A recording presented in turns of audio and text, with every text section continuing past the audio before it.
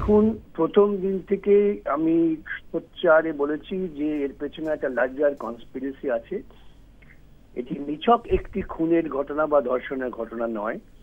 এই আশঙ্কাও প্রকাশ করেছিলাম, অনেকেই হয়তো করেছেন আমার মতো, যে ওই ঘটনা একজনের পক্ষে ঘটানো সম্ভব নয় এবং আদৌ ঘটনাটা ওখানে ঘটেছে কিনা এ নিয়েও অনেকের মনে প্রশ্ন বা আশঙ্কা ছিল। আজকে বিজ্ঞান ভিত্তিক তদন্তের ফলে যে তথ্য বলেছেন সিএফএস এর, যদি আদৌ এটা সত্য হয়ে থাকে তাহলে অবশ্যই আমাদের আশঙ্কা প্রমাণ হচ্ছে। এবং পাশাপাশি এর সঙ্গে ভাবতে হবে ওই ছেলেটি কিন্তু বারবার বলছে আমি খুন করিনি। তাহলে ওই সিনে তার কিছু পাওয়া গেল, সেটা দিয়ে তাকে সরাসরি খুনের সঙ্গে যুক্ত করে দেওয়া, তদন্ত যদি অত সহজ হয় তাহলে তো মুশকিল হয়ে যায় না। এই জন্যই তদন্তকারী সংস্থাকে আরো গভীরভাবে, আরো নিবিড়ভাবে তদন্ত করতে হবে। মনে রাখতে হবে যে মুখ্যমন্ত্রী স্বয়ং বলেছিলেন আমি সকাল থেকে উঠে মনিটর করেছি, ঘুমোতে পারিনি।